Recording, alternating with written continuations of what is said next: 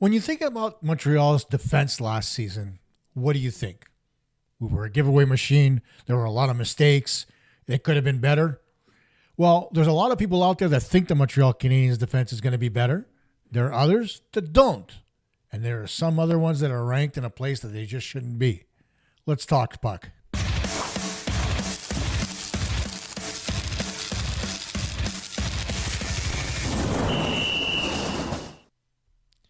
Hey gang, Coach here from Puck Talk Montreal. As always, thanks for the comments. I love going through them with you guys. A lot of the stuff is really, it makes sense. And in some cases, it never did before. But it makes sense, and I appreciate the feedback for sure. Positive, negative, or otherwise, except for the personal insults. I could do without those. But let's talk a little bit about the Canadiens D-Corps and where it should be ranked as far as the National Hockey League is concerned. Now, a few weeks ago on the NHL Network, Thomas Hickey was talking alongside Stu Grimson about the Montreal Canadiens defense. And he brought the Montreal Canadiens defense out saying that they have the 5th best defensive unit in the National Hockey League. And while on the surface it looks like that's awesome, I would sit there and say to yourself, you know what? That's kind of like dreaming in color. The Montreal Canadiens are nowhere near being the 5th best defense in the National Hockey League. I'll be the first one to admit that. Can they be good? Absolutely. Do they have all the components? Absolutely. Will they be? Time will tell. There are certain things that the Canadiens need to clean up. One of them is giveaways. Now, whether you're looking at Lane Hutson, Mike Matheson, even Noah Dobson, the three of them accounted for over 450 giveaways last season between teams. And so when you look at that, you say to yourself, that number needs to come down for the Canadiens defense to be effective and for the team to be competitive as far as contention for a playoff spot. Then you look at where, sorry about that, where did it go? There it is. Lane Hutson is ranked as far as NHL defenseman is concerned. He's ranked 19th out of the top 20. The thing that concerns me here is that Noah Dobson completely fell off the list because of the fact that he gave away the puck too many times last year. So people kind of turned down on Dobson, turned up on Hutson. Now Hutson, of course, a rookie, gets a little bit of a pass, but this year is going to be the telltale as to whether or not he's going to be a more effective NHL defenseman. Now, the thinking of that is this. We know how hard Lane Hutson works on his game. A guy who's 5'7" or 8, don't tell me he's 5'9", he's not 5'9", I'm 5'9". Cut it out. That being said, getting back on track here. A guy as small as Lane Hutson, we know he has to work on his game. Not because he's worried about getting hit, but more so that he can find himself in better game situations. We saw him give away the puck in the playoffs along the right side. He was pissed off at himself. What did he do in the offseason? He took the time to work on playing the puck off the boards on his backhand, which is what responsible players do. Probably watched a lot of video, worked on his shiftiness, worked a little bit more on his skating, worked on getting a little bit bigger. You know how it works, right? And so I expect better things from Lane Hutson this year. The other part that's going to help Lane Hutson a lot is playing with a partner who's able to handle his abilities. Now, whether or not that's going to be a Carrier or a Matheson or whether or not it's going to be somebody else, at the end of the day, he's going to have a partner who's going to be able to be that defensive consciousness for him and be a little bit better, which is a plus for the Montreal Canadiens. Now, the other thing, too, that I looked at is there was a graphic that came out from TSN about and putting the defenses in different tiers overall. And that's this graphic right here, as far as the tier of defensemen is concerned. Now, you've got the teams that are really good, which is tier 1, the Avalanche, Carolina Hurricanes, Dallas Stars, Edmonton Oilers, I'd argue that point, and Ottawa Senators. Then you've got tier 2. And I've got a real problem with tier 2.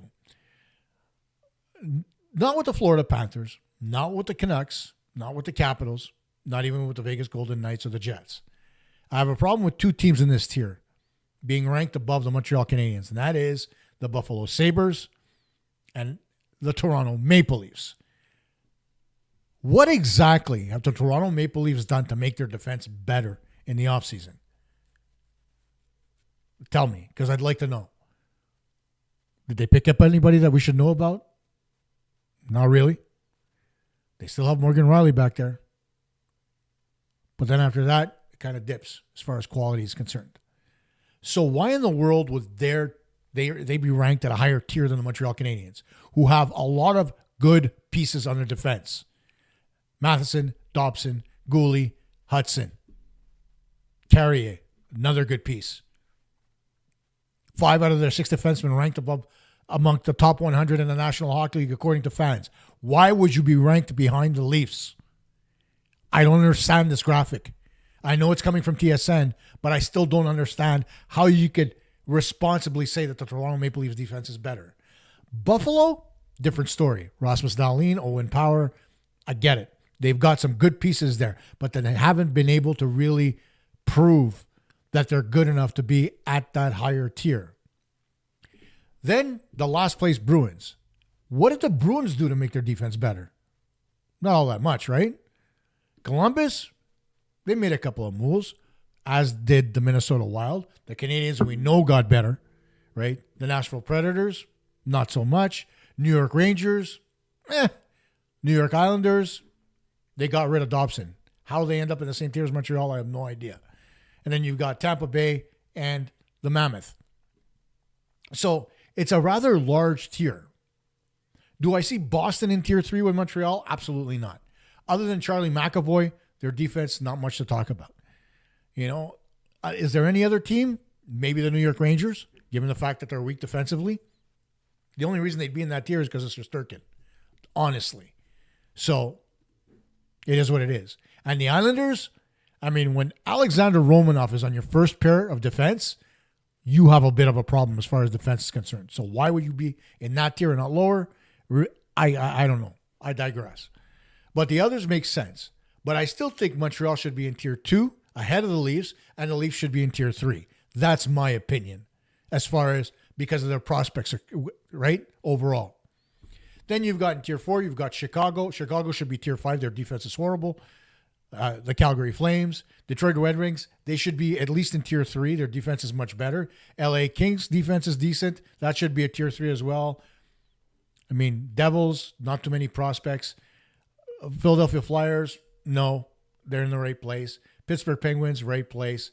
Kraken, St. Louis Blues. And then you've got the Anaheim Ducks and the San Jose Sharks in tier 5 because they're in the middle of a rebuild. That makes sense. Detroit should be a little bit higher because they're coming out of that tier 4 area. Toronto's not in tier 2. They don't have defensive prospects or, anything like that in the system. The Montreal Canadiens do. So Canadiens should be in tier 2. Their defensive squad as a whole is a hell of a lot better than a lot of teams. You just take a look at it up and down the lineup. The Canadiens literally have 8 defensemen that could possibly start in the NHL this year. Right? And we'll go through them one by one. You've got the obvious 4. You've got Guhle, Carrier, Matheson, Dobson, and Hutson. That's 5, sorry. Then you've got Struble, you've got Xhekaj, and very possibly David Reinbacher, because a lot of pundits out there are saying that David Reinbacher should be at the National Hockey League level. If not, yes, he'll be in the American Hockey League for a little bit more seasoning, but there are a lot of people out there, including Kent Hughes, who believe that David Reinbacher could make a very hard push for a spot on the National Hockey League roster, forcing the Canadiens to make decisions. So that's 8 defensemen that could play at the National Hockey League level, quite possibly.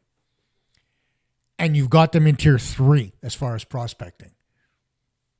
But TSN needs to get their head examined. They've got to stop thinking about it being Toronto-centric here, right?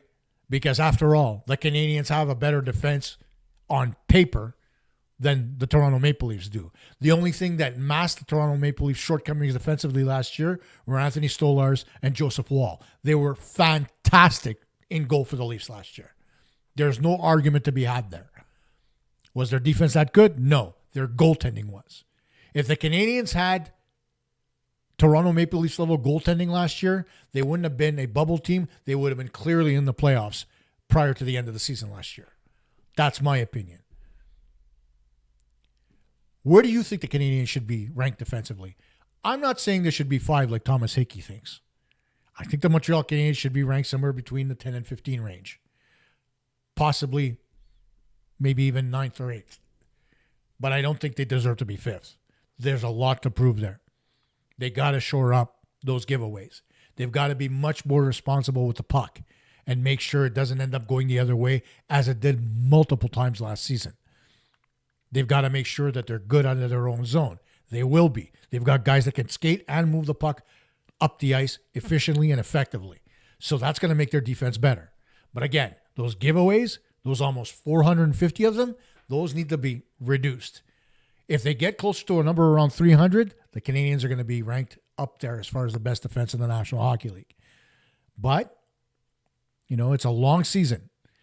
Is Lane Hutson going to be as aggressive as last year? I think he is. Is he going to make as many giveaways? It's quite possible. But given what I talked about him working on his game, I think he's going to strive to be a lot better as far as giving the puck away is concerned.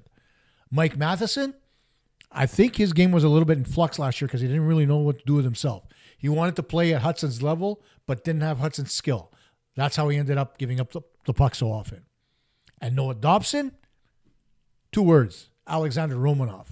And 3 words, New York Islanders. Their defense just wasn't that good. When a defense has got Nick Leddy on it, there's not much to be talked about. The year previous, Dobson was a hell of a lot better defensively. Last year, he pushed it a little bit, got caught with too many giveaways, and that he's a number 1 defenseman.